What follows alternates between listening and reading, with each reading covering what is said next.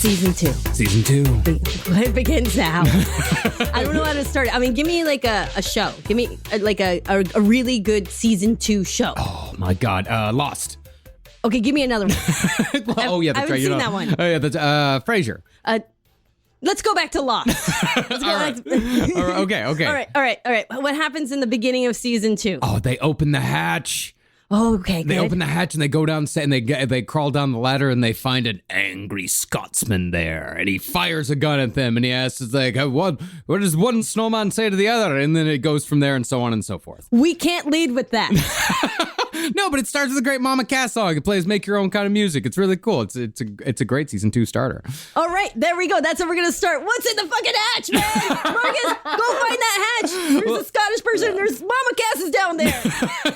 Let's open it up. Welcome to No Dogs in Space, everybody. I'm Marcus Parks. I'm Carolina Hidalgo. And this is season 2, where we explore our favorite bands in the rock subgenre collectively known as alternative.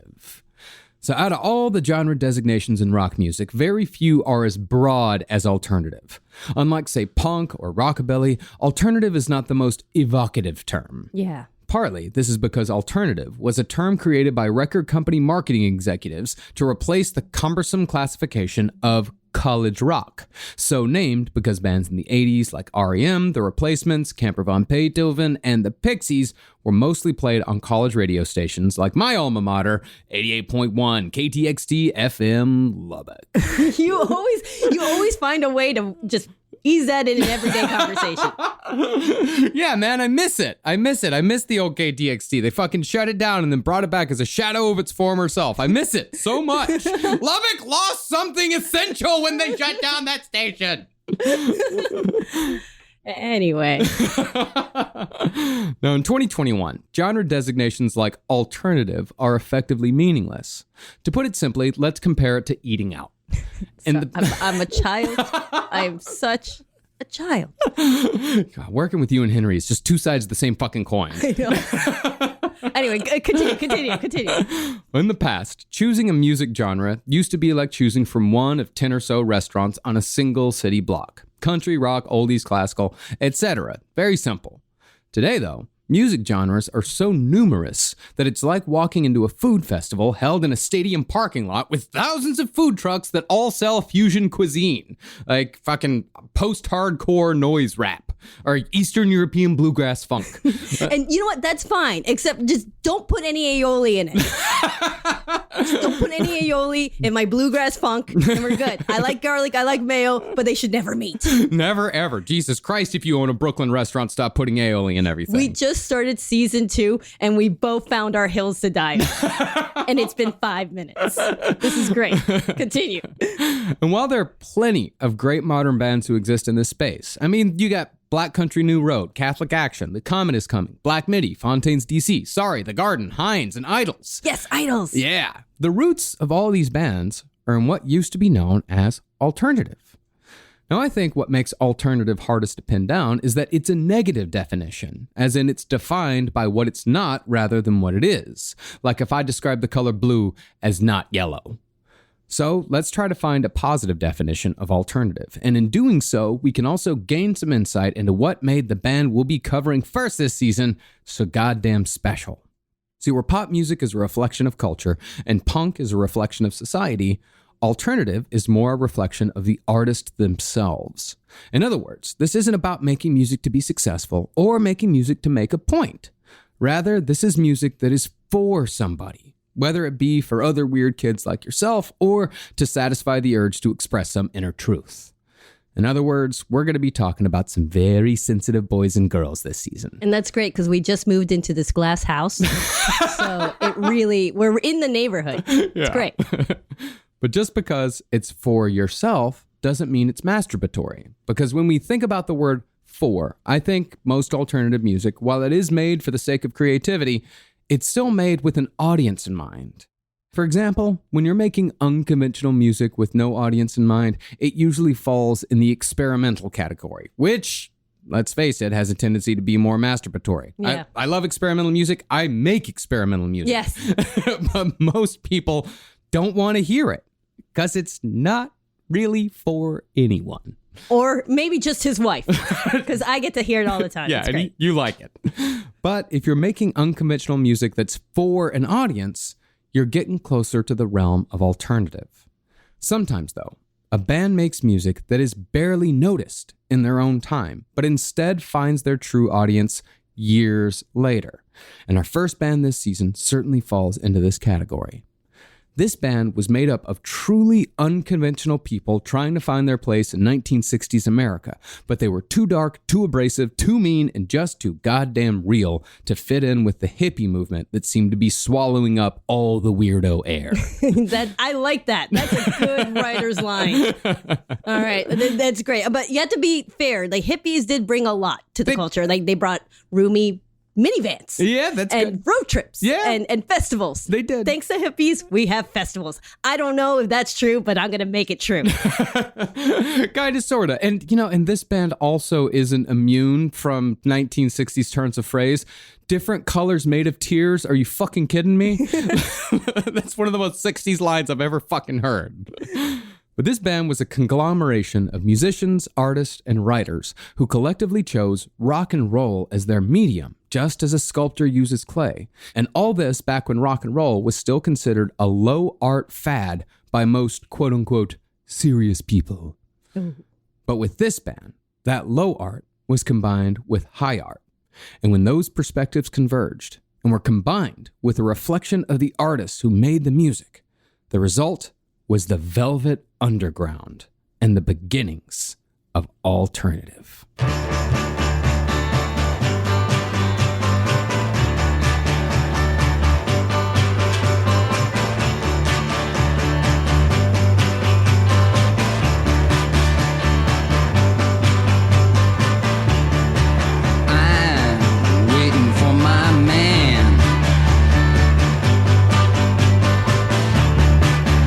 $6 in my hand, up to Lexington, 125. Feel sick and dirty, more dead than alive. I'm waiting for my man.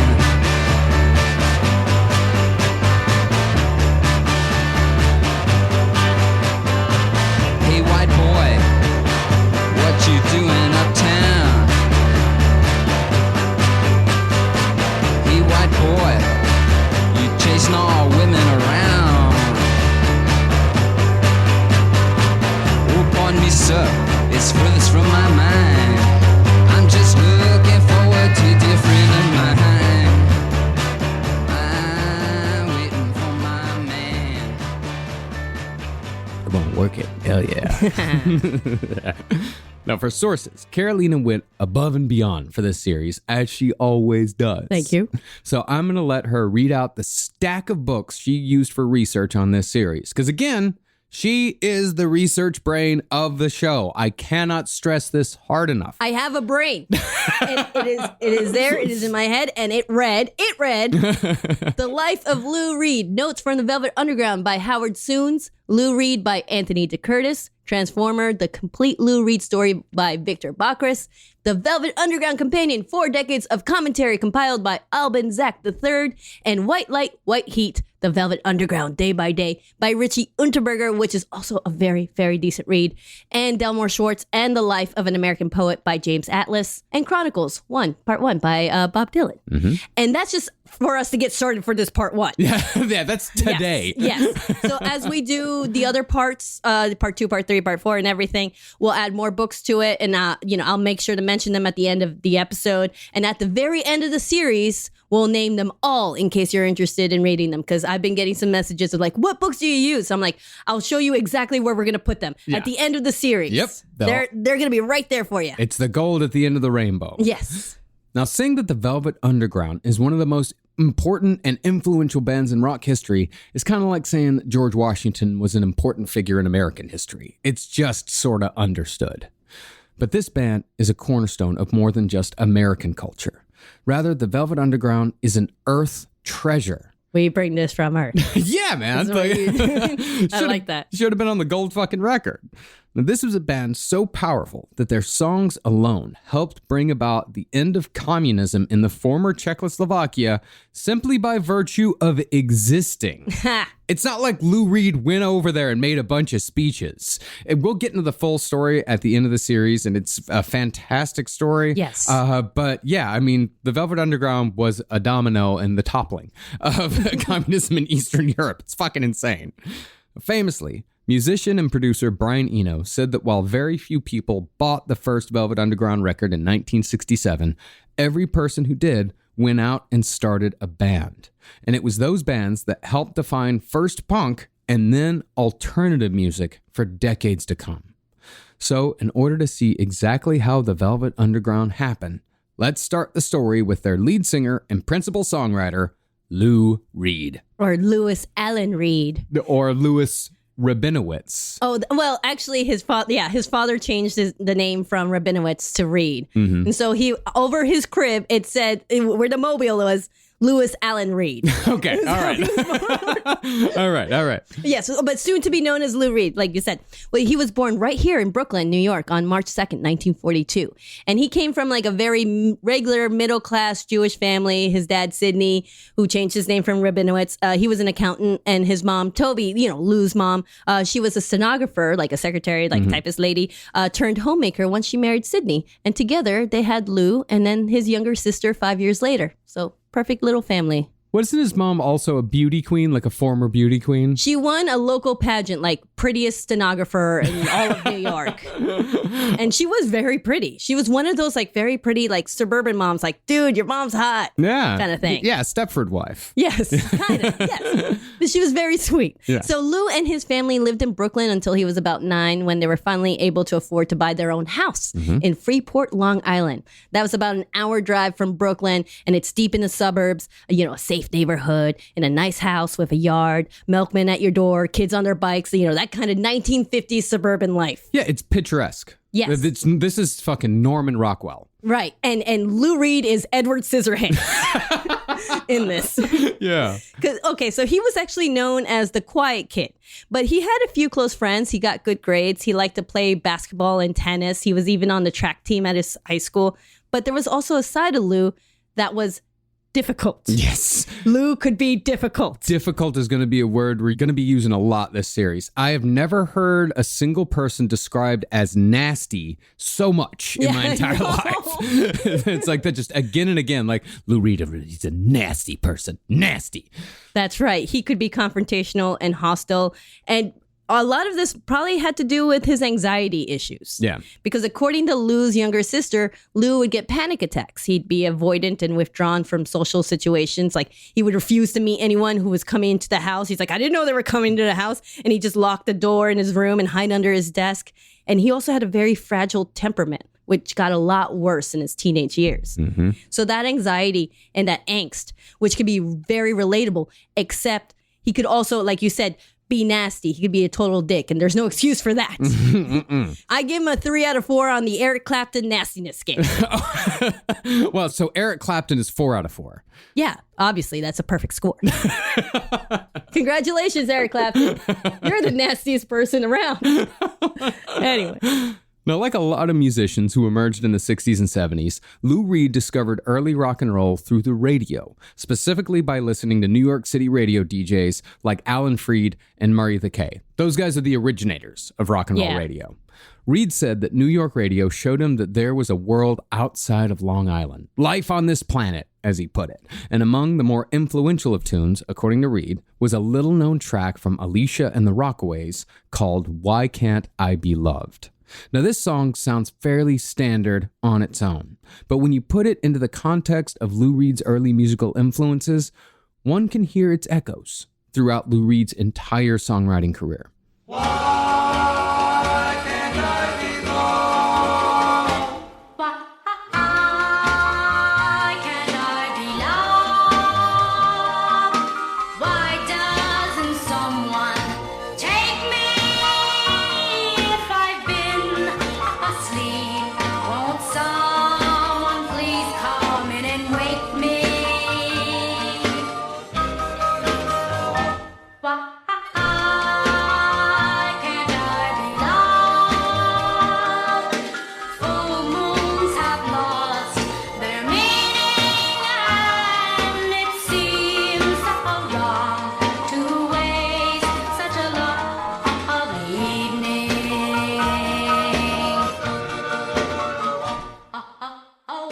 I mean, it's not an A to B type of thing, but you hear the echoes, definitely. Yeah. Now, by high school, Lou Reed had begun to actually play music. And after he and a couple of his friends put together what they called a Little Richard act at a high school talent show. As long as they didn't do anything to their faces, it's fine. That sounds great.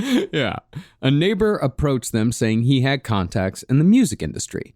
Now, this wasn't quite as odd as you might think, because remember, Long Island is very close to New York City. And in the late 50s, New York was still where most of the players in the music industry operated, big and small. And a lot of those guys lived in Long Island. Yeah. Taking the LIRR into the city every day. So Lou and his friends Richard and Phil, and what a fucking Long Island trio that is. Lou, Richie, and Phil. They put together a group called the Shades and played Long Island bars, parties, and shopping malls on weekends in an early rock and roll style reminiscent of the Everly Brothers, R.I.P. Don, passed away just last week. Now, eventually, the Shades even recorded a few songs, but did so as the Jades, because there were, not surprisingly, already dozens of groups called the Shades. Get it? Because we wear our sunglasses all the time. Oh. Jesus Christ. Not a genius from the get-go. This song right here, this is Leave Her For Me, with Phil singing and Lou Reed backing him up on oohs, ahs, and guitar. Take away the ocean, take away the sea, take away the sunshine, take away the tree, take away the rosebud that bloom in the spring, take all the blossoms, all I ask is one thing, please leave my baby, please leave her for me. Leave her for me. I don't care for the ocean, I don't care for the sea, I can do without blue skies or flowering trees, but I can't do without my baby, so please leave her. Leave her for me. I could see him in the back. Oh, yeah, definitely. No, it's a great song. It's like a 1950s version of Jolene.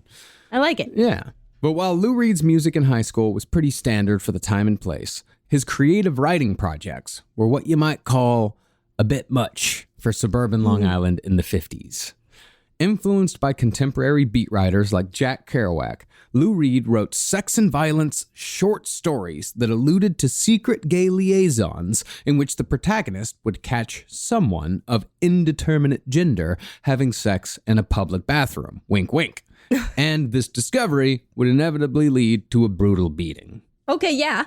Yeah, so that was a little bit much for the suburbanites. I mean, he was reading a lot of Henry Miller, some Marquis de Sade stuff, and writing these stories and poetry, basically, yeah, directly influenced by all these. And when his friends would read his stuff, they would ask about it. They're like, hey, what's up with all the sex and violence and all this fun gay stuff that you're doing? And Lou would just respond with, like, don't you ever think about this stuff? Like sex and violence and experimenting, just like fantasies? And his friends would be like, no, actually, we don't.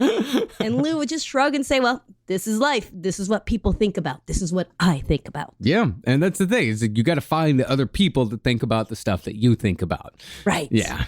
Now, concerning Lou Reed's sexuality, some writers that we read believe that it's the skeleton key to understanding both Lou Reed's life and his music. And those writers place Reed firmly in the confused homosexual space. Others, however, us included, believe that while Lou Reed's sexuality is certainly important, it was either something that he was not even able to figure out himself, or it was something that he purposefully muddled to make himself more interesting. And why not? And why not? Yes. I mean, really knowing as much as we do about Lou Reed's personality, the latter is probably more likely. It probably is. I mean, it's difficult to ascertain what his sexuality was. And believe me, there are plenty of people who asked. Yeah. And Lou had said in interviews, yeah, I'm gay. Or later, wait, I'm marrying a woman. And then, oh, no, I'm actually something else. Or his other answer, what's the difference? Yeah, which is probably the right answer. Right. He liked to keep everyone guessing. And maybe, as you said, it was part of the fun. But what's been said from the people who knew him was that he was either bisexual or maybe even fluid or just an experimenter. Whatever it was, there definitely wasn't a term for it in the 1950s Long Island suburbs. God, no. Like, remember, this is back in the day when homosexuality was completely taboo, at least not out in the open. Yeah, I mean, it's not like today where, you have gay couples living in the suburbs and waving to their neighbors and kissing each other goodbye in the driveway. Like, this is a time when homosexuality is a dirty, dark secret. Right. For the vast, vast majority of America, if not the vast majority of the world. Yeah, that's true. But so going back to Lou Reed's life story during his teenage years, he only dated women, but still not conventionally. Like, while his friends dated the nice girl next door or like Becky from chem class, Lou never had a steady girlfriend. Like, he would often go out with girls who supposedly had bad reputations or floozies or whatever the term was at the time. And then Lou would discard them as quickly as he met them. Floozies, right? Loose women? Yeah, loose women. Yeah, I guess floozy is, it's like, Lou, what are you doing with that floozy? Like Blanche. No, that's a floozy, yeah. But we don't flooze shame here. Yeah. Not at Right? all. Not in the 1950s. Not at all. I dated my fair share of floozies. Okay. I married a floozy. Hey! Okay. We're moving on. All right. So Lou even told his friends at the time, I like girls with black hearts. So he was a bad boy who liked bad girls, I guess. I mean, he did rebel a lot by drinking beer, smoking pot, hanging out with girls of supposed questionable morality, talking back and arguing with his parents. Because remember, he had a fragile temper and he seemed to enjoy challenging people or confronting them for whatever reason. Like the time in high school when Lou walked into his neighborhood candy store where the kids would hang out, and a girl from his class saw him and smiled and asked, "Hey, Lou, did you just get a haircut?" And Lou just responds with "Oh, fuck you, Carol." And walks away. The Carol's like, "What the fuck happened?" And Lou's like, "Where's the goddamn Chupa Chups?" Bring me the black licorice. I said I want taffy. That was the kind of attitude he would give out all the time. Yeah. And that attitude frightened Lou's parents. They didn't know how to deal with this rebellious teenager, because his parents, they grew up in a different era, like during the Depression, where you don't disobey your parents, much less talk back. Yeah. You're trying to survive. Yeah, man. But now we're in rebel without a cause era right now. And Lou was doing all that, the talking back, the disobeying. They argued, they shouted at each other, door slamming, a lot of "you can't tell me what to do" things. I don't want your life. Yes, a lot of that. And a lot of that seems like teenage rebellion stuff, but there was a lot more to it. Like Lou was struggling with depression and anxiety, stuff that was kept quiet in 1950s America. And this might have exacerbated his behavior. Like, one difficult point in Lou's life was after he graduated from high school. He enrolled in NYU and moved to the Uptown campus in the Bronx. There, he only lasted months until his parents had to go and get him because he had suffered a nervous breakdown. Yeah. His sister said that when they brought Lou home, he was limp and unresponsive. We don't know exactly what happened there, but it was enough for his parents to realize that their son now needed professional help. Oh, yeah. Unfortunately, this was 1950s professional help. Yes. Where the doctor immediately thought he might be schizophrenic. And the doctor even went as far as to suggest that Lou was in this condition because Lou's mother hadn't picked him up enough when he was a baby. Yeah. So Lou's mom just cried and cried, fearing that she did something wrong. She also suffered from anxiety as well. And she had that "I need to be a perfect mother and wife" thing, that upbringing of back in the day. And Lou's dad, Sidney, he also grew up old school. Like, he saw his old tactics of sending Lou to his room or grounding him and telling him what to do. Like, none of those things seemed to work. And it really confused them. So on the advice of these medical professionals, Lou's parents consented to let them do whatever they needed to make Lou better. He was very lucky he didn't get a lobotomy. Yeah. Wow. So after nuts. Yeah. So after Lou's nervous breakdown at NYU, he was prescribed a thrice weekly, 8-week-long treatment of old school electroshock therapy, ostensibly to treat his severe depression, anxiety, and possible schizophrenia. Nowadays, ECT, as electroshock therapy is now called, it's painless, it works on severe depression when nothing else can make a dent, and I've heard people swear by the effectiveness of modern ECT. You're out like a light. Like, you are actually put under before it happens, and it doesn't feel bad at all. This was not the case in 1959. First of all, the institution where Reed's electroshock therapy was done, Creedmoor, was a hellhole on a rapid downhill course. By the 70s, conditions had become so bad that 3 rapes, 22 assaults, 52 fires, 6 suicides, a shooting, and a riot all occurred within 20 months of each other. Oh my God. Yeah, It's terrible. But how do you get to a 50-second fire? I mean, at this point, do we all agree, like, no more fires? Yeah, I mean, no more Fire Friday. I have a hard time figuring out how do you get to the 3rd fire? Oh, man, that's rough. Yeah, 52 fires. And this, this is, of course, about 20 years after Lou Reed was there, maybe 10 years after Lou Reed was there. But still, the seeds were planted. It's called Creedmoor. That is the name of a crooked mental institution. Second, Reed was also given the antipsychotic Thorazine, which caused a never-ending restlessness that's often seen in old movies about psychiatric institutions in which zonked-out patients are seen endlessly shuffling from one side of the room to the other. The famous Thorazine shuffle. Lastly, the electroshock therapy was so badly administered that Lou later claimed that it temporarily destroyed his short-term memory and made him feel as if he was perpetually stuck in a bad acid trip with none of the benefits. Oof. However, concerning Reed's electroshock treatments, there's a fair amount of disinformation out there, and that disinformation came specifically from Lou Reed. You see what I've been telling you? 3 out of 4. 3 out of 4. I used the word disinformation on purpose. Lou claimed in a 1979 interview with Cream magazine that his parents forced him into electroshock treatments as a kind of gay conversion therapy. Now, there were certainly a lot of people who were tortured by this brutal brand of aversion therapy, where the pain of electroshocks are associated with homosexual images, while heterosexual images are marked with an absence of pain. But Lou Reed was not one of those people. According to Lou Reed's sister Bunny, their parents were certainly anxious and controlling. She admits that. But they were ultimately Long Island Jewish liberals who were in no way homophobic. And as we said, the only reason why they gave Lou this treatment was because the doctors told them that this was the only way to bring him back from his breakdown. Yeah, I mean, he was anxious. He was hiding under a desk. They don't care if he's gay or not. They just want their son to be, like, okay. They want their son to be a functional human being. Right. That's baseline. And then maybe later he could marry a nice Jewish girl. That's his mom always at the end of that. She always tacks that on. But no matter the reason, Reed came away from his ECT experience with nothing more than a letter from a psychiatrist that had accused Reed of being a schizophrenic that regularly hallucinated spiders crawling on the wall. And of course, Lou Reed later framed that letter and kept it on his wall. It's a cool letter to have. Of course he did. There's so many like the seeds of goth, in all of this. Like, yeah, that's my spider letter. Got that from a psychiatrist. You want to come over and see my spider letter? Boy, do I. So after all that, by 1960, this is a few months later after his electroshock therapy, Lou started to feel better. And he decided to try to go to college again. But instead of going back to NYU, he went to Syracuse University. At Syracuse, that's where we saw Weird Al. Yeah. And I got food poisoning at that awful restaurant. That's right. But Weird Al was great. Well, that's the fun part about Syracuse. Weird Al was great. Loved it.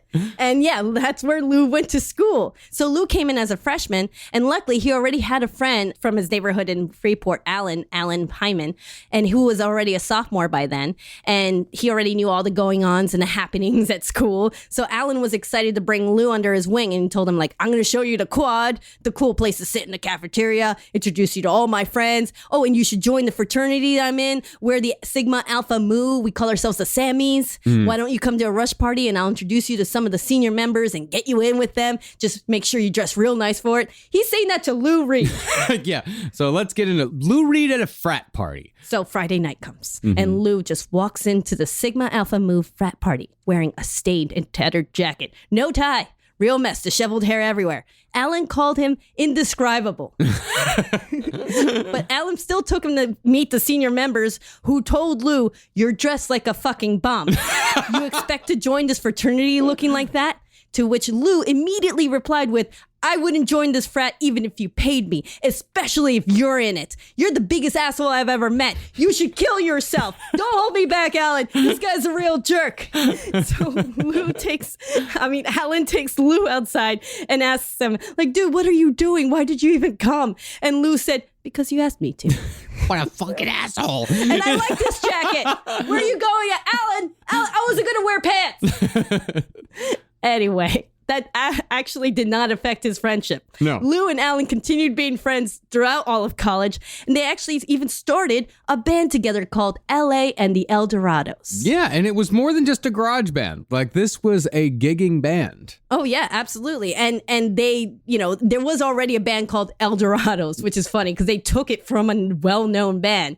But then they added the the LA part, Lou for L and A for Alan, and the El Dorados. And yeah, as you said, with a couple other friends playing drums and bass and guitar, they would go play at college parties and frat parties and make some extra money while going to college. That kind of stuff to get your laundry done. Part-time job. Yep. Now, L.A. and the El Dorados were another standard late 50s rock and roll doo-wop cover band, showing up at gigs in a flame-adorned 1959 Chrysler wearing matching gold lame vests. I would like to add that the Chrysler itself wasn't wearing a gold lame vest. It was the people inside. Yes. Later, Reed would say that L.A. and the El Dorados were so bad that they had to change their names constantly because venues would never book them twice. And while they did have to do this, the reason given is, again, another Lou Reed switcheroo. See, venues refused to have L.A. and the El Dorados back because Lou Reed was a nightmare of a person who at times had to be physically dragged to the venues by his bandmates, where he'd then sulk and be intentionally hostile to everyone who came into his orbit. Gosh. But being difficult wasn't the only thing that got L.A. and the El Dorados banned from performance spaces. Mostly, it was because Lou Reed would sometimes decide to play an original composition called the Fuck Around Blues, which was a little too spicy for Long Island in 1960. Yeah, all like the women at the frat party would be like, what's going on? I mean, it's not even necessarily the frat party. It's more the shopping mall, I think. It's everywhere. And so they would have to come back and be like, we're actually Pasha and the Prophets. Mm-hmm. Yeah, that's what we are. Or Moses and his brothers. We're going to have to keep circulating this because no one likes us anymore. Yes, Lou would get intentionally hostile if things didn't go the way, his way in a lot of ways. I mean, it had to be his way. Like, it had to be on his terms. Like, one time the band was booked to play on a boat cruising the St. Lawrence River as part of the entertainment for the afternoon. And once the band got there, Lou said, yeah, I'm not playing on a boat. Like that boat, especially. And his bandmates are like already exhausted by Lou and said like, dude, you have to play. We came all the way here. We're at the docks. We booked the gig. They're paying us good money. It's only an hour. Let's just do this. Come on, Lou. It's 3 against 1. What are you going to do? Fight us? To which Lou responded by punching his hand through a plate glass door, injuring his guitar playing hand with blood just streaming down onto the floor. So his bandmates, defeated by Lou again, just sighed and just took him to the emergency room where he got stitches. Jesus. I don't even know how he explained that to the doctor there. Like, I said I didn't want to play on that fucking boat with his arm all patched up or something. But it has to be on his terms. Always. And you know what? And I think we're talking right now, we are given a lot of examples of how extremely difficult Lou Reed is when it comes to performance. Mm-hmm. He's not always like this. You know, like here in Long Island, like I think this is one of those square peg round holes things. Right. And sometimes like when you try to put a square peg into a round hole, some square pegs are a lot more difficult than others. Right. Some of them scream. But for some reason, Lou Reed's bandmates stuck with him. As one member put it, he and Lou really hit it off, but hit it off wasn't really the right term. With Lou, the best you could do was find commonality and then you just deal with his bullshit. This sentiment will become a familiar one as the series goes on. And really, part of the reason behind Lou Reed's erratic behavior could be that starting in college, he upgraded from just plain pot to full-on heroin. Whoa! Using it in such a casual way that it's hard to pin down exactly when he starts using. Right. Like, out of all the biographies that we found, every single one of them, to the letter, all just casually at one point go like, oh, and also he was doing heroin at some point. And it's not even, they don't even make a declarative sentence. They just sort of treat Lou Reed's heroin use as like, oh, they almost treat it like he's been doing heroin since he's 5 years old. We don't know when it happened because he tried it a couple times here and there. He's just a dabbler. Yeah. It's a very strange thing. And obviously, he's not going to be very forthcoming with that kind of information. Obviously not. I mean, isn't there some debate as to whether he ever really did heroin in college? Yes, there is. Yeah. Some people at Syracuse said, no, he never did it. But then again, Lou has many sides. He does. And those He's like a parfait. He's got... You fucking Shrek me? You Shrekking me right now? I'm Shrekking you right now. It's got many layers to him. There's the yogurt layer, there's granola, there's a fruit layer. I know what a fucking parfait is. He's just different. Now, besides just playing in a band, Lou Reed also had a short-lived radio show on the Syracuse College station called Excursions on the Third Rail, which got canceled because Reed insisted on playing music that was too edgy, too weird, and just too fucking much. Among Reed's selections was one of his heroes, Ornette Coleman, whose 1959 debut album, The Shape of Jazz to Come, went far beyond what most people at Syracuse could handle. Lay it on me. Let's check out Lonely Woman.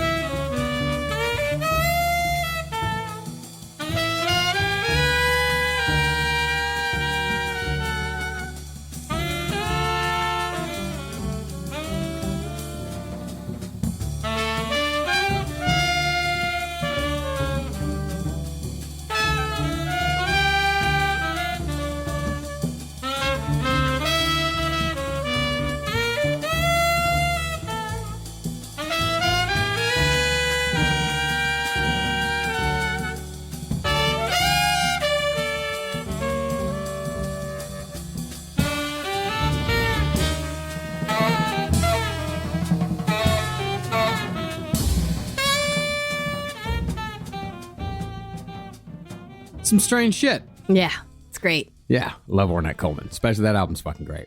But one of the upshots of Excursions on the Third Rail was that it led Lou Reed to a serendipitous encounter. One night in Lou's dorm, he heard someone on the floor below playing Lightnin' Hopkins records real goddamn loud, which was perfect because Lou needed some new blues to play on his show. So he went downstairs and knocked on the door to find Jim Tucker, brother of future Velvet Underground drummer Maureen Tucker. Jim opened the door fully expecting Lou to tell them to turn the music down. But when Lou explained that he was into it, he was invited inside where he met the dude Jim Tucker had been listening to records with. And that dude was Sterling Morrison, Whoa. the future guitarist of the Velvet Underground. Now, concerning this meeting, Lightnin' Hopkins plays more of a role than just an unknowing matchmaker. See, if you listen to Lightnin' Hopkins and keep the Velvet Underground in mind, you can hear how Sterling, especially on songs like Run, Run, Run, took a note or two from the blues.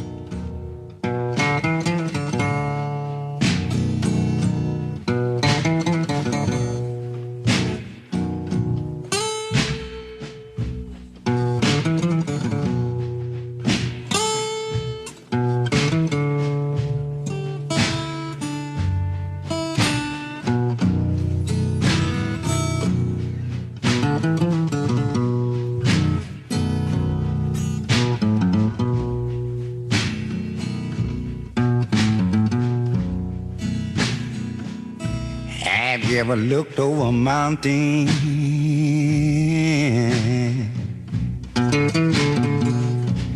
One you ain't never seen. Have you ever looked over a mountain?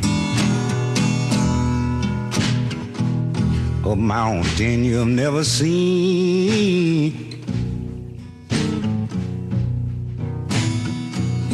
Have you ever laid down in your bed and had one of them lonesome dreams?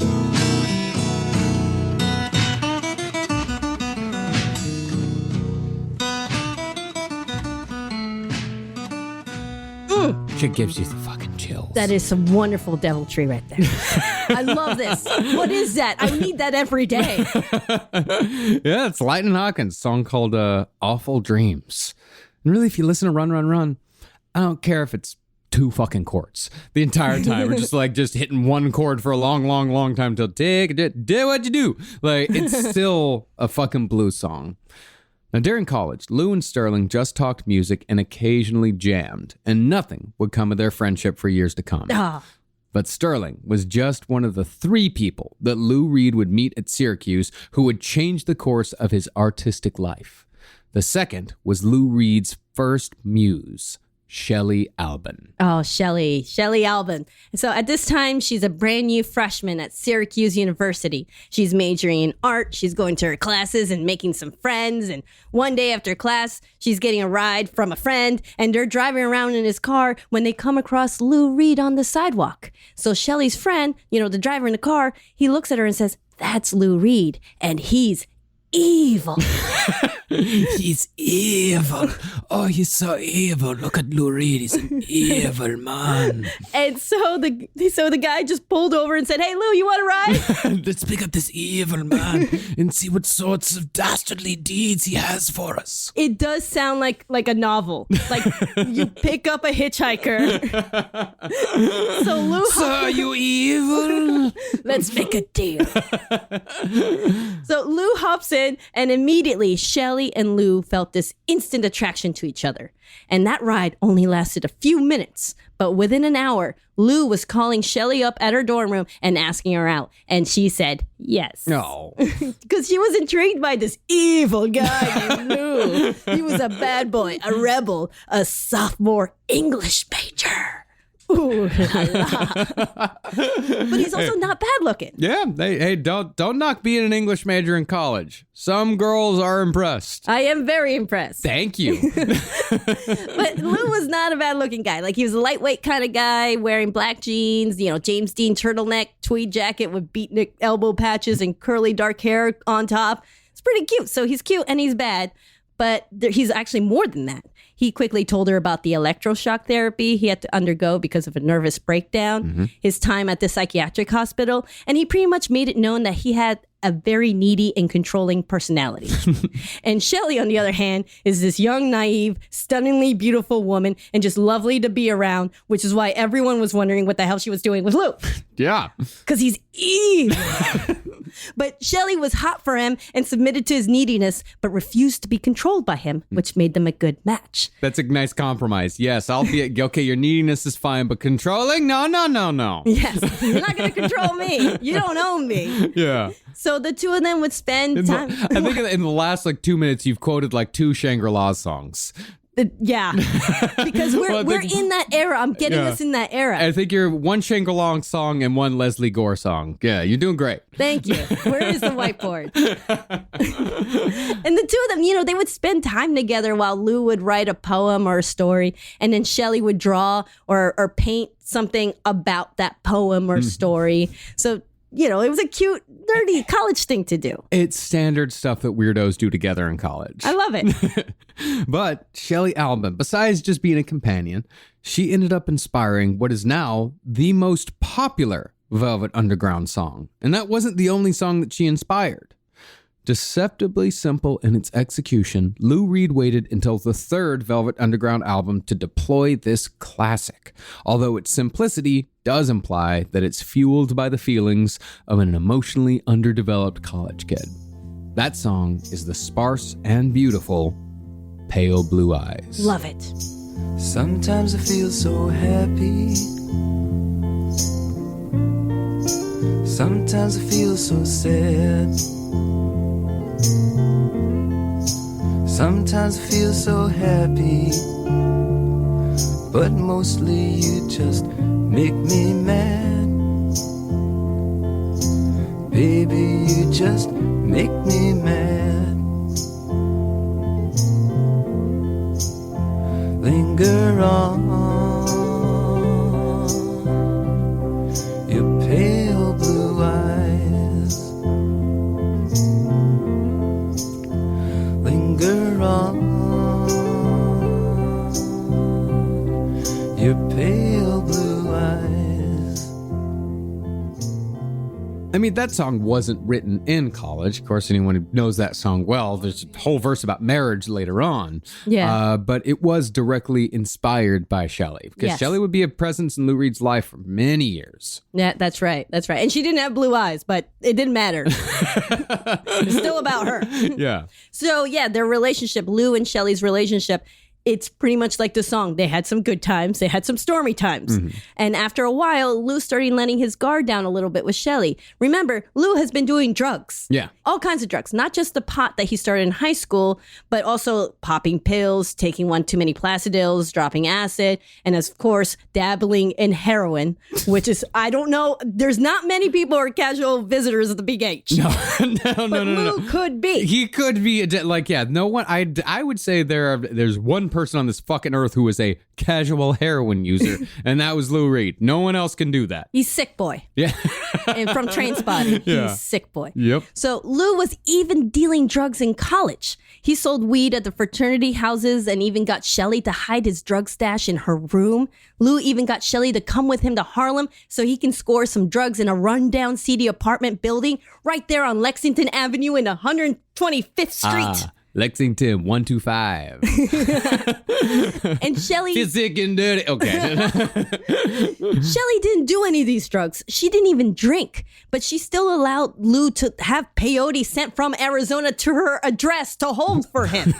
So after about a year or so of dating, this was about the time that she was starting to realize that Lou was maybe just using her. Yeah. So the last straw was when they were at a party where Lou was playing at with his band, and one of his friends came up to her and told her that Lou was getting a blowjob and wanted to let her know that she was invited to come and watch. She finally had enough and walked out of that party saying, "That's it. I'm done. It's over." Oh, no, that's too much. And Right. also, PSA, you can't dabble in heroin. I'm not talking with Caroline. I'm talking to the listener. You cannot dabble in heroin. No one, just don't do it. Don't try it. You're not Lou Reed. Don't dabble in heroin. You can't do it. Don't try it. Don't try it. Don't try. But as important as Shelley was to Lou Reed in the muse department, the most important influence to Lou Reed in a literary sense during this time period was a washed-up creative writing professor named Delmore Schwartz. Now, Schwartz had become a literary darling at the age of 25 when he published a short story called In Dreams Begin Responsibilities that received the highest of praise from writers like T.S. Eliot, who is best known for his post-World War I masterpiece, The Wasteland. Now, T.S. Eliot was certainly in the dark alternative influence chain, with such great lines as, "I will show you fear in a handful of dust," and "This is the way the world ends. Not with a bang, but a whimper." Ooh, I like that. For Delmore. Why are we talking like that? Because it's fucking awesome. You know, Delmore Schwartz actually had a letter that T.S. Eliot wrote to him.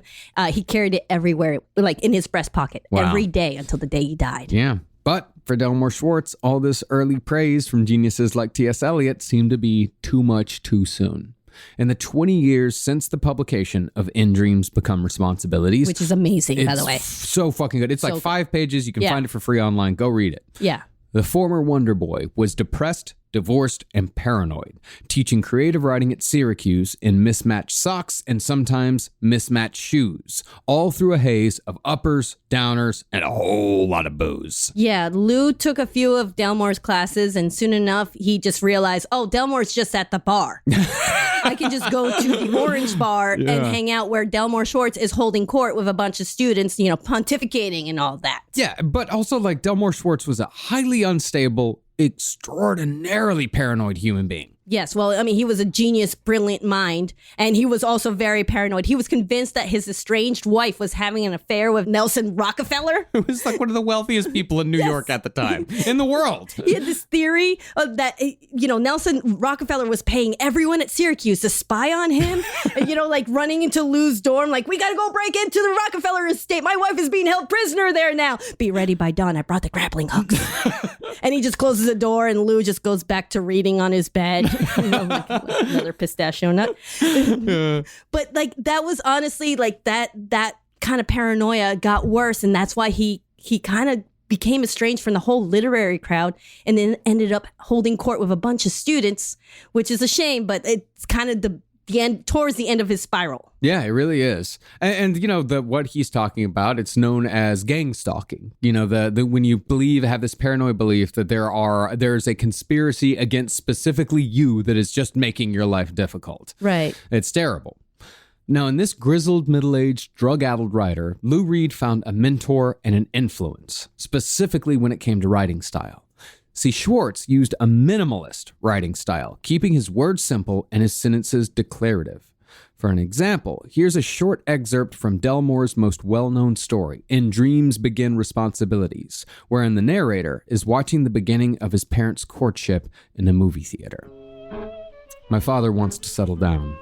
After all, he's 29, he's lived by himself since he was 13, he's making more and more money, and he's envious of his married friends when he visits them in the cozy security of their homes, surrounded, it seems, by the calm domestic pleasures, and by delightful children.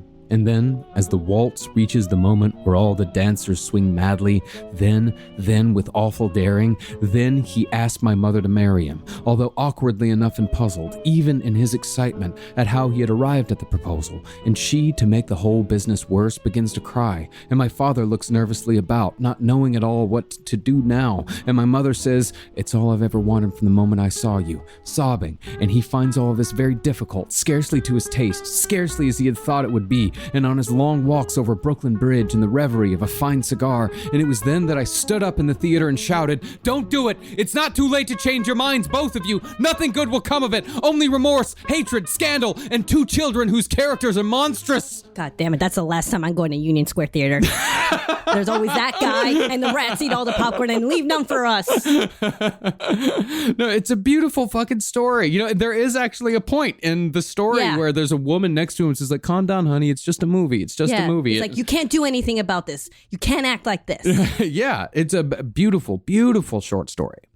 Now, from Schwartz's writing, Reed took that minimal language style and transposed it to rock and roll songwriting, as you heard earlier in Pale Blue Eyes. I mean, the first verse, "Sometimes I feel so happy, sometimes I feel so sad, sometimes I feel so happy, but mostly you just make me mad." Yeah. It's so simple, but it's so deep. Well, he also took and from... it's relatable. Yeah, exactly. It's relatable. He took from William S. Burroughs. He took from Allen Ginsberg, Hubert S. Selby. Hubert S. Selby. Hubert Selby's like Last Exit to Brooklyn. It's like, 6 vignettes, like 6 short stories. I mean, he had a Cities of the Night poster in his room in college. He had it's a huge poster. So obviously he's taking a lot of direct influences, and especially from Delmore Schwartz, especially that now that he has somebody that he can talk to, go back and forth on this, that he's able to transpose this into his short stories and poems that he's writing. Yeah. Now, Schwartz was Lou Reed's mentor when it came to writing, but as far as influences for the music world went, the person who changed what Reed thought was possible when it came to pop music was Bob Dylan. Yes. Specifically on his breakthrough album, The Freewheelin' Bob Dylan. Well, it ain't no use to sit and wonder why, baby. Even you don't know by now. And it ain't no use to sit and wonder why, baby. It'll never do somehow. When your rooster crows at the break of dawn, look out your window and I'll be gone. You're the reason I'm a-traveling on, but don't think twice, it's all right. It's just so good. It's Bob Dylan. It's just so good. There's nothing else you can say about that. Yeah, it's just Bob Dylan, man. Now, right here, I think it might be helpful to talk about how the term pop music was used in this time period, the early 60s. Today, pop is a genre and style all of its own. And pop is often a term that's used derisively, sometimes deservedly, sometimes not. But back then, pop music was a catch-all term rather than a genre designation, i.e. anything that was popular was pop, and anything that was popular was, to many people, low art. The intellectualization of music was reserved for classical and jazz, while country was for hillbillies, folk was for the Greenwich Village crowd, and rock and roll was for children. Teenagers at best. Yeah. Nowadays, you have college courses taught on the history of rock and roll. I actually took a pretty good one myself at Texas Tech way back in the early 2000s. Ooh. But back then, most of the older intelligentsia were actively scoffing at the idea that any of it could be taken seriously. In fact, Delmore Schwartz absolutely despised rock music in all of its forms. I opened a folder on the Beatles just today. Oh, they're coming. They're coming soon. And actually, he wasn't wrong about that. The British invasion did come that year. It did come that year. Or the next year. And actually, there was one fun story where Lou and a bunch of college kids and Delmore Schwartz all sang, I Want to Hold Your Hand together one night. Or was it I Want to Hold Your Hand? Was it Love Me Do? No, it's one or the other. Anyway, one of the early Beatles songs, yeah. Lou Reed, a grizzled old writer, and a bunch of college kids all singing I Want to Hold Your Hand at the top of their lungs in a bar. One too many Dubonnaise. Well, I don't know. It's some sort of wine that they would drink. But Lou Reed, in trying to find his own place in the world, saw that you could do very intelligent things with what was considered pop music. And the only person doing something like that in Lou Reed's periphery in 1964 was Bob Dylan. Bob Dylan, the legend. I mean, he's 22 right now. Yeah, hey, he's he's a legend by 24. Yes, no, he's getting there. He's a singer, songwriter, poet, and then much later, obviously in 2016, Nobel Prize laureate. Yeah. You know, his real name was what? No, and by 2020, JFK conspiracy theorist. You see, there's so many things that he can do. Robert Zimmerman can. Oh, that was his real name, by the way. Robert Allen Zimmerman. Robert Zimmerman from Hibbins. Actually, do you know how he got his stage name, Bob Dylan? No. He was going to go by Robert Allen because that's his name, but there was a saxophone player named David Allen. Allen with a Y instead of an A, like the second one, you know, Allyn. Yeah. And he liked that. So he figured, okay, I'll put a Y in my name. And I've just been reading some Dylan Thomas poems because that's what he would do. He would read poem after poem, memorizing them that kind of help him learn to tell the stories. Mm-hmm. So he liked the name Dylan, and it was like Allen with a Y, but the D, that's a stronger sound. So he said, okay, I got it. Here it is. Robert Dylan. Wait. No, that's not it. Okay. How about Bobby Dylan? No, there's too many Bobbies. Bobby Darin, Bobby B, Bobby Rydell. Okay, let's not do that. And so one day he was back home at his state in Minnesota. Where was it? Hibbins. In Hibbins.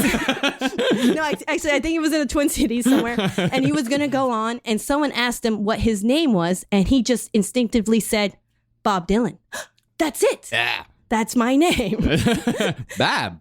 And then he said the next thing he had to do was get used to being called that. Because it'd be like, Bob. And he's like, no. Oh, me. Oh, I'm next. Okay. So he had to learn that, which is adorable. Yeah. So Bob Dylan, he's obviously another singer-songwriter who felt that popular rock music was too shallow and didn't reflect life in a realistic way. Yeah. So he's like, instead, I'm going to write about rebellion songs, about nuclear disarmament, the Cuban Missile Crisis, and getting dumped by my girlfriend. Real shit. Yeah, the real shit. No, Don't Think Twice, It's All Right is an insanely deep song. Like it's a very real. It's much more real than Leave Her For Me. Yes. So much more. Very much. But Bob Dylan, he just wasn't another folk singer, in Greenwich Village. He definitely sang folk music, but he then started gradually writing songs at the same time. He was learning about the world and trying to learn how to make a point about it. So he would go to the public library and read newspaper articles and find subjects to write on, and taking that to a new level with new imagery and attitude, one that reflected something no one had heard before. That's a big part of what makes Bob Dylan so special. And I'm barely scratching the surface here. Yeah, just barely. And so when 22-year-old Bob Dylan played at the Regent Theater in Syracuse in November of 1963, Lou, who was just 10 months younger than Bob, was in the audience of that show. And he was blown away by Bob Dylan. And he went home and played along to his records, which he had 2 at the time, but they were very good. And it might have been one of these times when Lou realized maybe this is possible.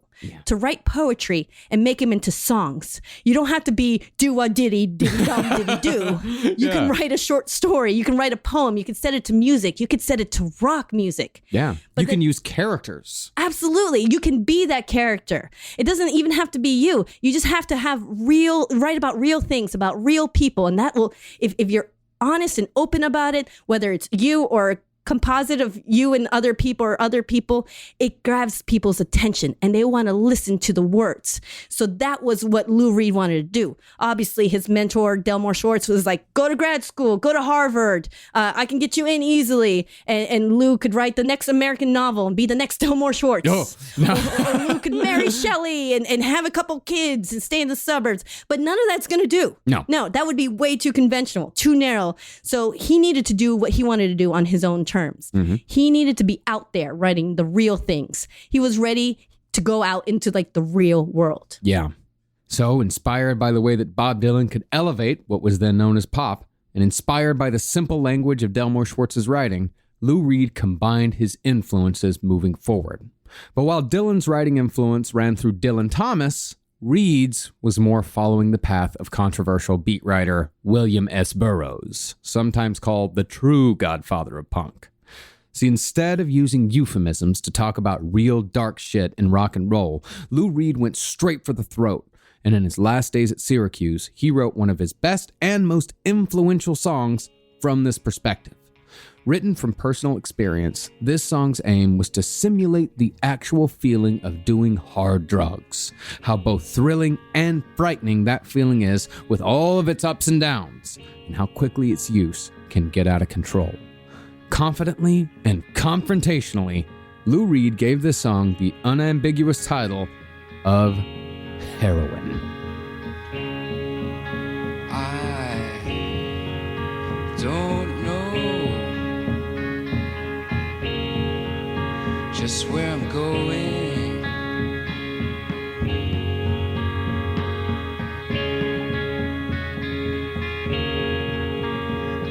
but I'm gonna try for the kingdom if I can, 'cause it makes me feel like I'm a man when I put a spike into my vein. Things aren't quite the same when I'm rushing on my run, and I feel just like Jesus' son. And I guess that I just don't know, and I guess that I just don't know.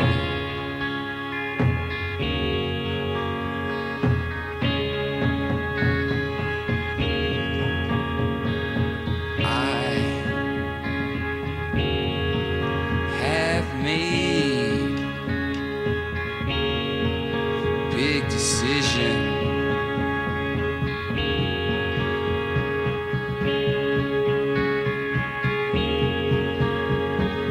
I'm gonna try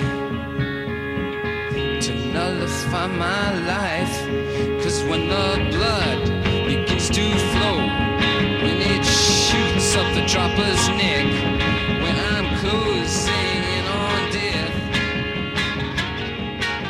Lou Reed said that song is everything the real thing is doing to you. It doesn't sound like fun. No, it's not. I mean, It's real. That's what it is. I mean, I love that song so fucking much. Like, it changed the way I thought about music when I heard it for the first time, way back when, like in college. But man, it does not make Heroin sound like a whole lot of fun. It makes it sound fucking awful. Yeah, well, that's the point. To show it's realistic. Yeah. I mean, and there are times where like, oh, this could be cool, and then it just like the way it comes up and down and up and down, like you feel kind of ill by the end of it, you know, like a little bit, like you feel knocked off balance by the whole thing, which, I mean, I would imagine heroin knocks you off balance a little bit. Just tad. Just tad. I don't know. We're speculating here. So Lou graduates with honors with a BA in English from Syracuse University in 1964, which obviously surprised a lot of people because supposedly there's a few stories out there where Lou got in trouble with the dean for a few things. He was on double secret probation or whatever you call it. So one of them was for smoking pot. One of his friends ratted him out, but the dean couldn't prove it, so he warned him, all right, that's the last time.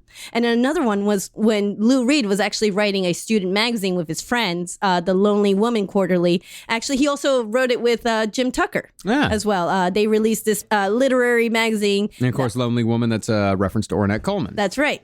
It only lasted a couple issues. They kind of got bored with it. But in one of them, Lou wrote a profile on a fellow student named Michael Kogan. And now, somewhere right out here in the world, I feel like the real Michael Kogan today is like twitching a little bit.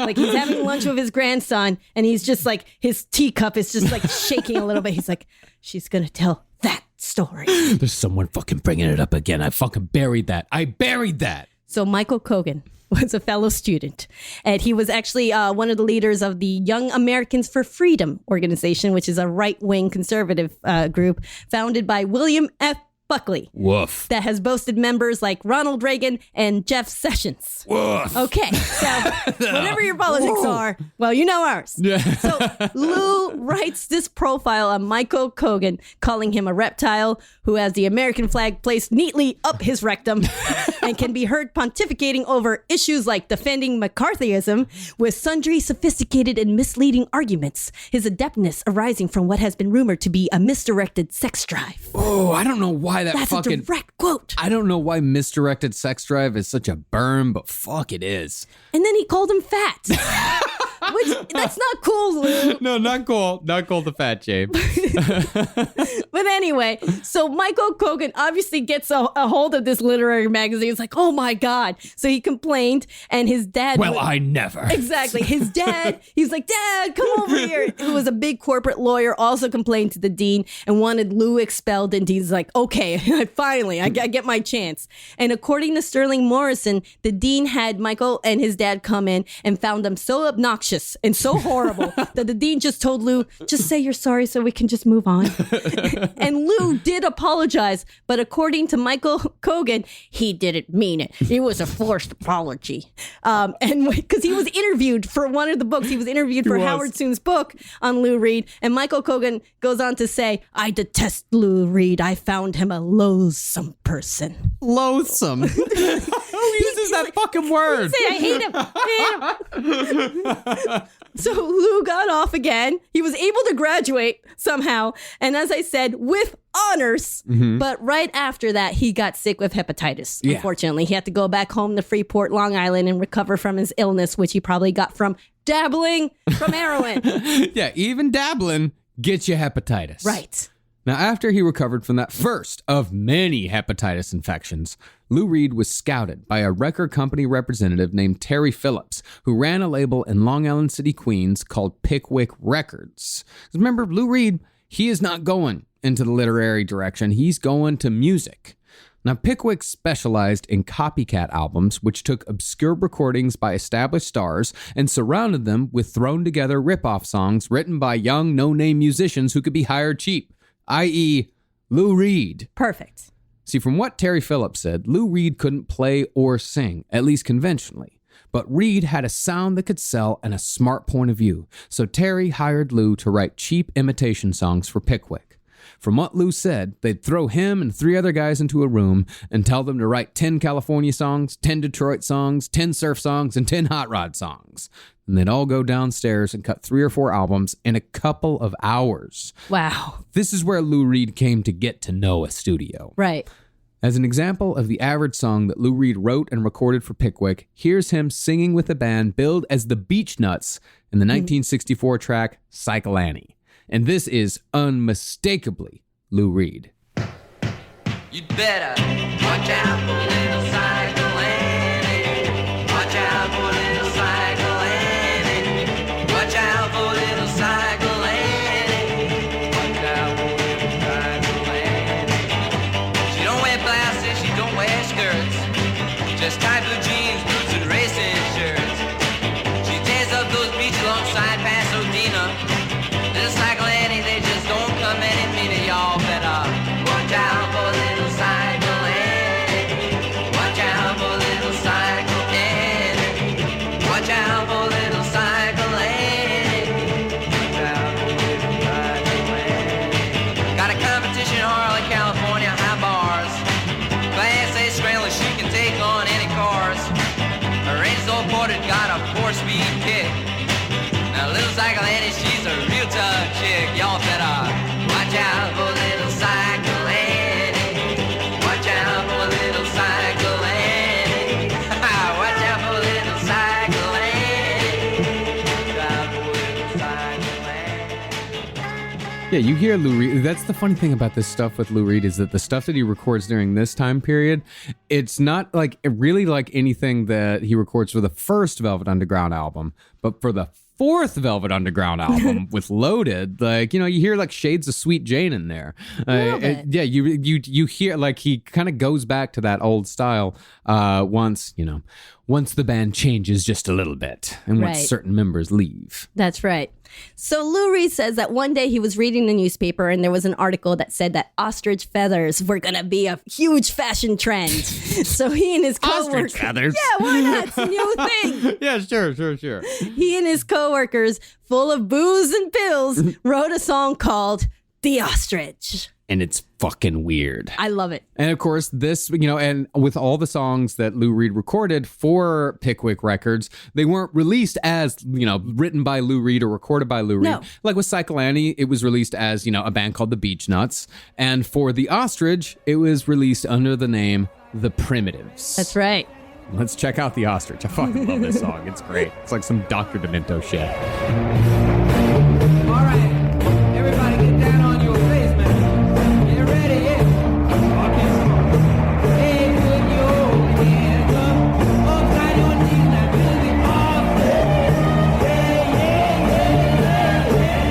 Take this forward, you flip on your head, now do the ostrich. All right, there you go. Woo! All right, do the ostrich. You take a step forward, then you turn to the right. Now do the ostrich. Yeah. You turn to the left and then you feet upside your left and do the ostrich. Now here you go.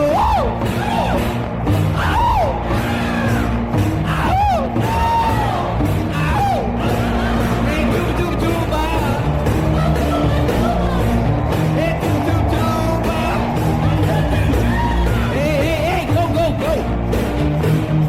Hey, come on, baby, move your muscles down. All right.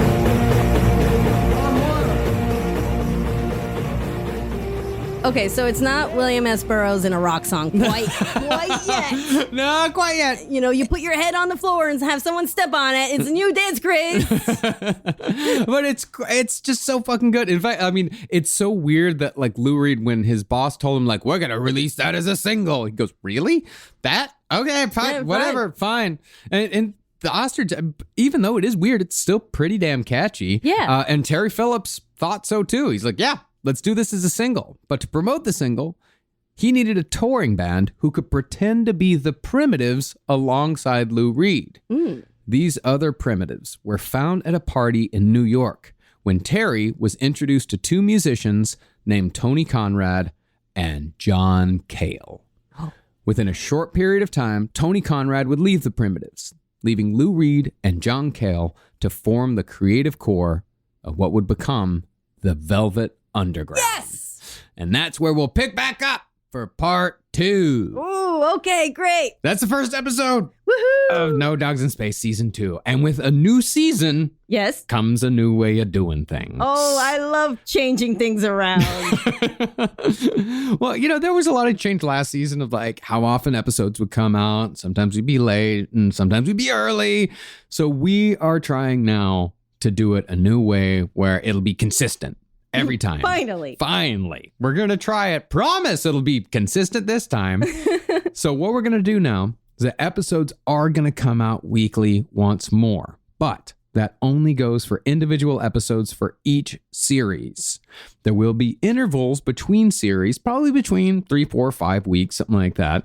Just, you know, that's just so we have enough time to make these episodes as good as they possibly can be every single time. That's right. So for the Velvet Underground, 1, 2, 3, 4, and 5 are going to be weekly. Yeah. And then we take a bit of a break just to catch up and work on the next series a little bit. And then we release those. So that's how it works. So that way you don't have to wait every 2 weeks to finish the story. Yes. And you also won't hear us so harried and exhausted at the end of those 2 weeks. You know, because we want to make sure that y'all get the best show that you possibly can get. And we also want to make sure that, you know, we're having fun doing this too. Yes. And, I agree. Yeah, because the more fun we have, the better the show is. But to alleviate a bit of the pain of waiting or to bypass it entirely, we are starting a Patreon. Okay, so with our Patreon, or starting at the lowest level, you're going to get a notification when a new series begins. So you don't have to keep checking on your app to see if there's a new episode. Yep. You'll just get a little email and be like, all right, Modern Lover starts today. Right. It's going to be very helpful. Yeah. And with the next level up, you get a bi-weekly music news show called New Arrivals, where we discuss events in the music world, new albums, and just generally talk about what's going on in the world of music in our little corner of it, or whatever the fuck we want to talk about. Think of it as this is kind of our side stories. Yes, we'll settle some arguments. Yeah. Lots of things may happen. Yeah. And on those, we can also like answer, listener emails if you guys have questions or anything like that. That it'll be, just kind of a relaxed show where you guys can be guaranteed to hear our voices together at least every 2 weeks. And at the highest level, you get early access to proper No Dogs in Space episodes before they're released to the general public, served up just as soon as we're done with them. So you just get early access. I mean, that's self-explanatory. Yeah. You just get them as soon as we're done. Yeah. That's it. Off the frying pan into a plate. Oh, God. I made up an analogy and then it's weird. And since we're doing a Patreon, all No Dogs in Space episodes will now be ad-free. Yeah. Whether you subscribe to our Patreon or not, everyone gets ad-free episodes. I'm so glad because it was really hard to say words like bespoke post. No more ads.